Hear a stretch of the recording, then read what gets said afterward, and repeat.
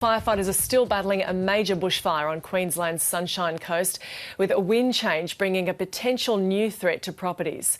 Meanwhile, in New South Wales, strong winds are hampering the efforts of firefighters in the north of the state to get two major fires under control.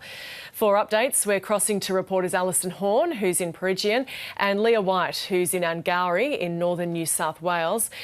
To Alison in Queensland first, where are the worst affected areas there, Alison? Yeah, Gemma, this is it behind me. This is the Peregian fire that has been going now for a little over a day. It flared up majorly last night, and that's where we saw hundreds of people evacuated out of the town centre and into evacuation centres up the coast on the Sunshine Coast here in Queensland. Unfortunately, those people have not been able to return home today because this fire is just so unrelenting. We were hopeful that at some point fire crews may be able to bring this blaze under control, but those unruly winds have really whipped it up into quite a staggering blaze again this afternoon. Luckily, though, there have been some incredible efforts by fire crews today. We've been seeing these water choppers, the bombers that have been dropping tons of water onto this blaze throughout the day, but as light fades, they will have to stop working, and then it goes back to those hard-working crews on the ground. And for residents here who have evacuated, there is still no timeline on when they may be able to return. Here's the acting Premier, Jackie Trad. Unfortunately, people still can't go back to their homes at this stage. Police are still conducting their safety assessments of the residences and Peregian Springs. We also know that Wyber has been evacuated as well, some 40 households. And as you can all see from the environment around, the wind is starting to pick up again. And how are the locals holding up?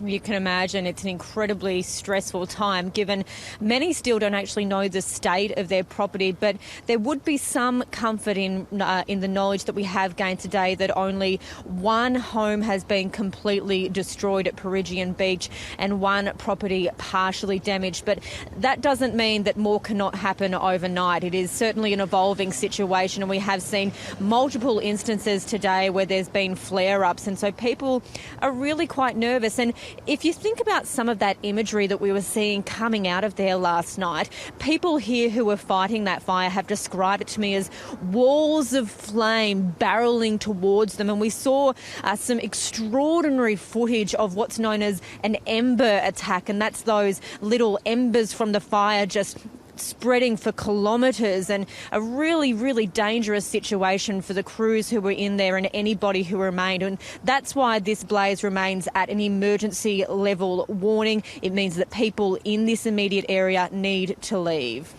And police believe these fires could have been deliberately lit. Have any charges been laid as yet?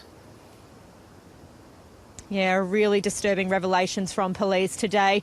We do know that detectives are questioning a number of teenagers over this blaze. However, there have been no charges laid. But police today have also established a special task force to look at not just this fire, but 7 other blazes around the state, because we've got about 70 blazes that are still burning around Queensland, but of them, 7 will be closely examined to look at the ignition point. And what police have said is they believe in some circumstances it's been a reckless purpose that has started these blazes, and in other circumstances, which is really quite terrifying, it's been a deliberate act.